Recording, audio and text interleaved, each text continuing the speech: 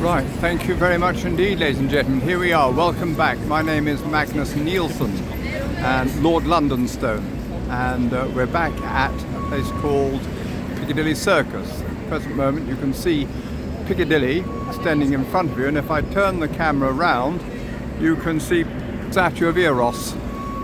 There he is, and you can see the London Pavilion all boarded up at the present moment, and all the other streets leading into Piccadilly Circus. But I'm not going to do anything about Piccadilly Circus or Piccadilly today. What I propose to do is talk about Jermyn Street, which runs parallel to Piccadilly Circus. So if you come with me, I will take you a little way down Lower Regent Street, and then we'll head down Jermyn Street. Jermyn Street is noted for its high quality English tailoring. So you've got the really smart shops where you buy gentlemen's clothing. So ahead of us we have got Lower Regent Street. We've covered all this stuff before. You can see in the distance the Duke of York's column, and what we're going to do is turn around to the right. And before we do that, what I want to do is just point round to the left-hand side, just to show you that Jermyn Street, before the creation of Regent Street in 1814, Jermyn Street led out all the way into the Haymarket. And again, I'll cover the Haymarket on some other occasion. I won't do it now. But here we are, ladies and gentlemen. We're in Jermyn Street, named after Henry Jermyn, the Earl of St Albans, and in order to prove that fact, you will see the sign up over on the right hand side. Right, so Henry Jermyn was the Earl of St Albans. The important thing about him is that he was born, let's just see, as I recall in my books I've read, Henry Jermyn, born in 1605, died in 1684. Now he was a strong supporter of the monarchy at the time when we had the civil wars, 1642 to 1651, and he accompanied the son of King Charles I, who'd had his head cut off, to France, also with his mother, Henrietta Maria. She was the wife of Charles I, and so he looked after the family while they were in exile in France. So he was very well favoured on the return. Now then, what I'm trying to do, we've got number 19 here, and just go a bit further down. You can see here what we've got. The country feels embarrassed here. They always make some bogus shot. Smart clothes, Mirquist, shoes. This is the sort of thing that Jermyn Street is noted for. Rowley's, there's a smart restaurant there. Laird of Jermyn Street, Hatters, Cheney and Sons, Jones, Sunspell. So you get the idea, ladies and gentlemen. This is a place where you get smart clothing. Now what am I trying to do? I'm just trying to get an idea of the house numbers. Here on the left hand side we've got churches. Again, churches are famous for shoes. And this is not going to tell us anything very much, but we're a bank, and we're at number 25 Jermyn Street at the present moment. We'll just go on a little bit further, because somewhere round about here we have what used to be the site of the house of William Thackeray, who was the Victorian novelist born 1811 to 1863. He was very much involved in the founding of Punch magazine, and he was also the author of the novel Barry Lyndon, and the other one more famous perhaps is Vanity Fair. Anyway, he lived at number 27, wherever that was. Right, we've got the rear end of Waterstone's bookshop, which has its front in Piccadilly, and I will do Piccadilly, but I'm not going to do it today. At the moment we are walking parallel to Piccadilly, just making our way down here.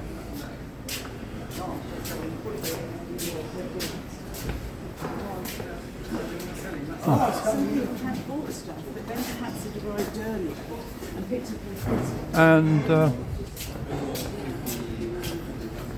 Hawes and Curtis, you see, smart clothing. And this is what Jermyn Street is all about. Hawes and Curtis, smart English tailoring. Oh, that's a nice jacket. I wonder how much that costs. I don't think. That's another nice jacket there as well. 60% off on Black Friday.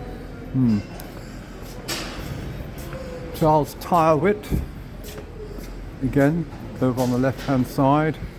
English clothing, shirts, socks, underwear, ties, vests of one description. And here, on the right hand side, we have a church. Now this is the church of St James, Piccadilly, and it was designed by Sir Christopher Wren, the same man who designed St Paul's Cathedral, and he lived in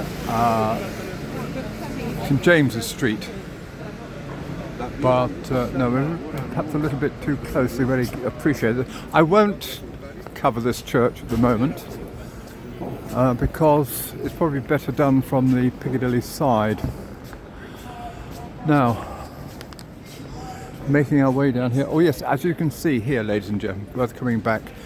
This is the Duke of York Street, and you can see that Duke of York Street leads into St James's Square, and you can just about make out, I think, the statue of William III.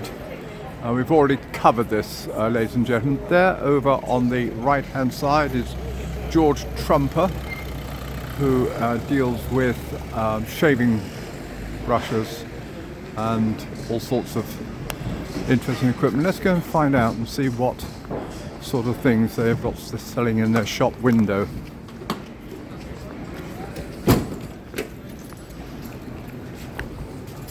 Just down here, Trumper, and you can see, so here they've got soap, shaving brushes, shaving soap, brushes, sponges, razors,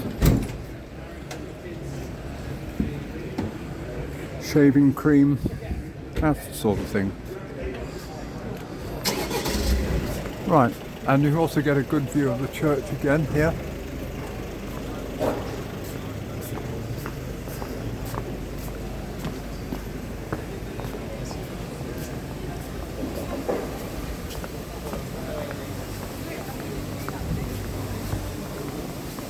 So I will cover that, but I'll cover it on another occasion. Harvey and Hudson shirts.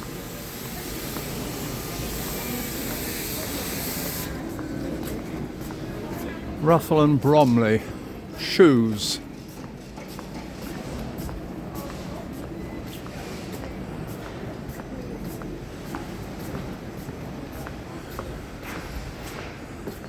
Paxton and Whitfield. What are they? Oh no, this is out of the order because this is a cheese shop. This is where they sell cheese.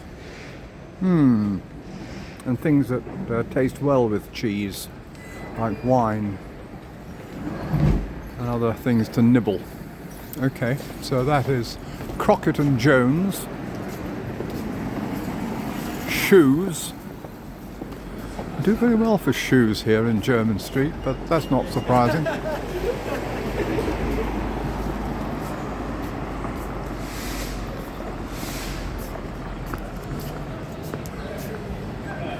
Roderick Charles, made to measure.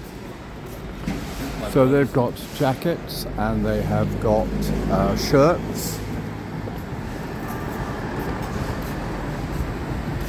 and florists.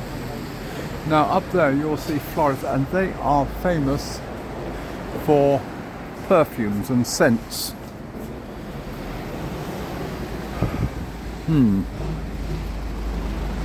As you can see yourself. Look over on the right hand side, that's number 36.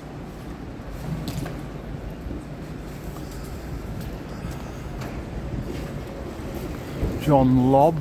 Oh, the one thing to point out to you before I forget, just cross over the road, you get a better view of it. And I've got the taxis there.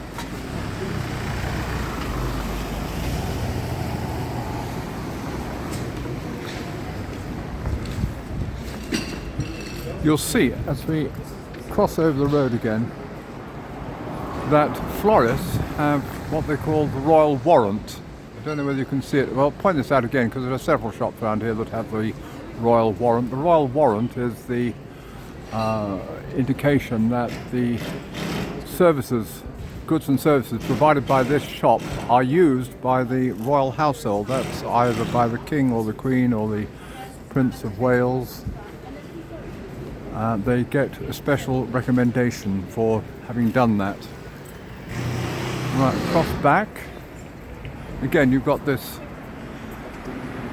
Lion and the Unicorn, all this sort of royal stuff over the, just under the window there. You can see that, again, show royal associations. This is John Lobb, the bootmaker.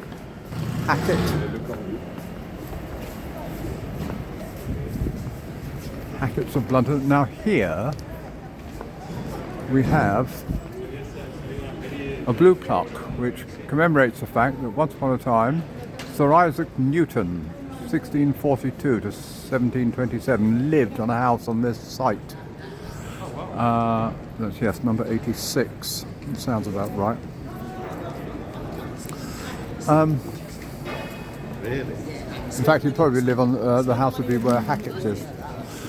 So, Sir Isaac Newton, why was he famous? Oh, he was the man who wrote the Principia Mathematica and described the laws of universal gravitation, which revolutionized physics in the 17th century. So that's why he's important. He's buried in Westminster Abbey with a lot of other people. And moss here over on the left. Over on the right, we have more shoes. And then we have Loke, who are also into shoes.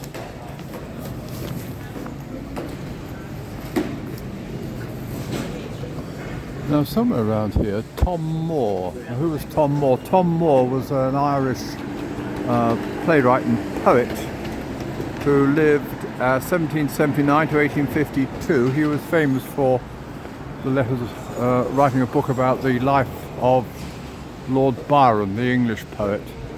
And he discovered the diaries of Lord Byron. He was so horrified at all the salacious stuff that Byron had put into his diaries that eventually he burnt them rather than allow them to be published, which is a bit of a shame, really. We're on the rear end of Fortnum and Mason, the grocers. Again, that's much more of a Piccadilly thing than it is Jermyn Street, so I'll do that again on another occasion.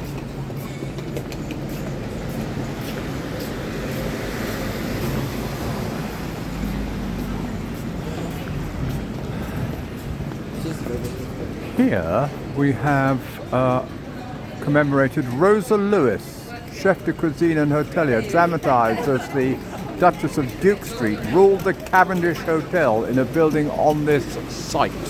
So this is the site of the Cavendish Hotel, once, as I say, owned and run by Rosa Lewis in the Edwardian period for eminent Edwardians.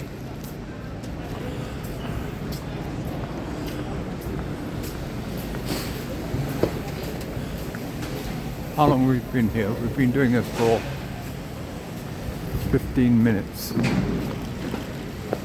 Okay, well, that's going to be a nice short video because Jermyn Street is not particularly long, but it's still a very interesting place. This is Boggi of Milano.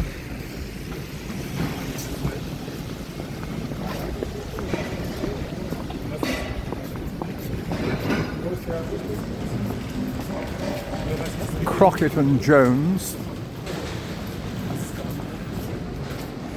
famous for shoes. And this is Piccadilly Arcade. Oliver Brown, ready to wear, made to measure, bespoke, formal wear and hire.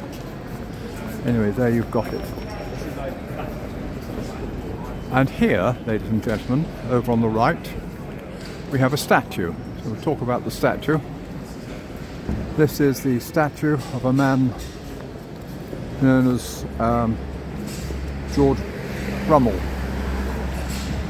better known as Beau Brummell. There he is, Beau Brummell. 1778 to 1840. He was the private secretary to Lord North, who was Prime Minister at the time of the American War of Independence. And when Lord North died, he received a legacy from Lord North of £30,000, which was an enormous amount of money in those days. And what he did is he established himself as a friend of the Prince Regent, and he was also a man who basically dictated style to the Regency period, that's to say the early 19th century. He said what was fashionable and was not fashionable, and how you should wear your clothes. And he was famous for introducing trousers as an English style. Prior to this, people used to wear knickerbockers, sort of half, if you like, sort of up to your knees. Knee breeches would be a better way of describing them. That was the fashion during the 18th century, but he brought in the full-length trousers, and that is what he is famous for. He's got the boots there. Tailor of Old Bond Street, herbal remedies for hair and skin. Aromatherapy for hair and skin. Right. So anyway, that is Beau Brummell. Here, over on the left, Hilditch and Key. And we'll just carry on a bit more.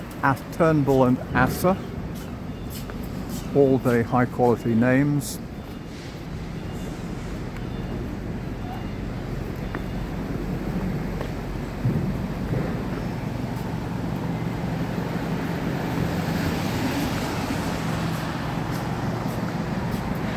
Wilton's Restaurant, there, over on the right.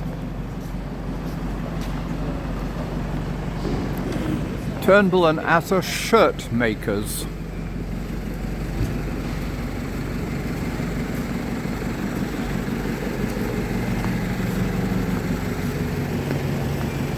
And here, over on the right hand side, you have the Vice Gallery.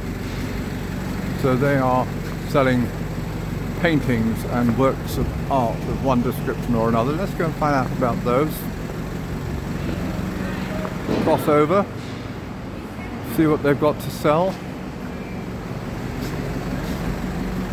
Some idea of the paintings which they have. The Vice Gallery. Cubbits, Trickers, J.M. Weston.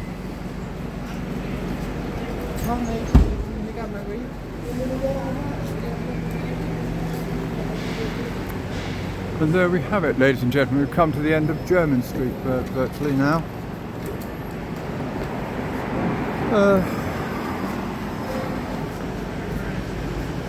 English shoemakers, Trickers, Emma Willis, Franco's, Beretta.